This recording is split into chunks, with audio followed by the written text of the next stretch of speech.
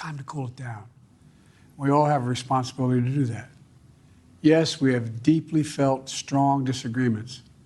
The stakes in this election are enormously high. I've said it many times that the choice in this election we make in this election is going to shape the future of America and the world for decades to come. I believe that with all my soul. Turning now to the attempted assassination of former President Donald Trump. As you just heard, President Joe Biden speaking to the nation this evening, attempting to quell anxiety across the country and also asking Americans to lower the temperature in our politics. Tonight, authorities continue their search for a motive after a 20-year-old gunman tried to kill former President Trump. And we know that President Trump has arrived in Milwaukee ahead of this week's Republican National Convention. Here's ABC's Jay O'Brien with the details.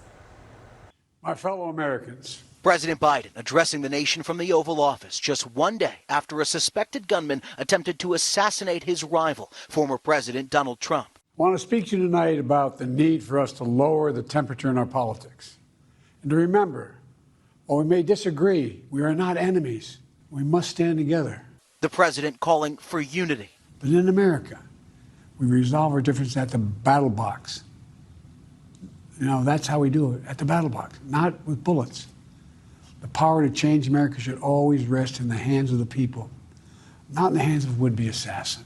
Biden speaking with the former president Saturday evening, just hours after a gunman opened fire at a Trump rally in Butler, Pennsylvania.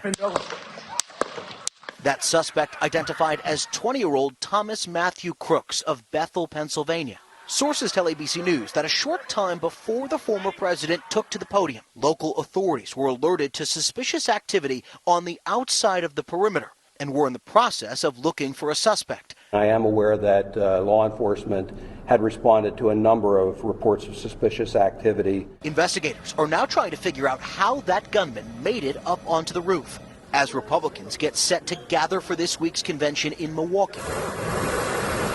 Former President Trump arriving, preparing to formally accept his party's nomination. The convention going ahead as planned, but security at the Fiserv Forum is tight. We are confident in these security plans that are in place for this event, and we're ready to go.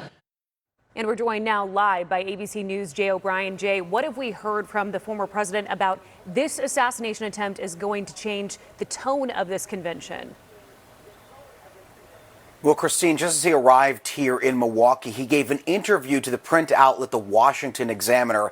And in that interview, he said that he is now rewriting his primetime convention speech, which he is set to deliver on Thursday night. He said it's going to be a speech about unity. Obviously, the convention kicks off tomorrow night. We'll see if other Republicans echo that message of unity as well. Jay, thank you for your time. We will continue to monitor this, and we will continue our coverage of the attempt on former President Trump's life.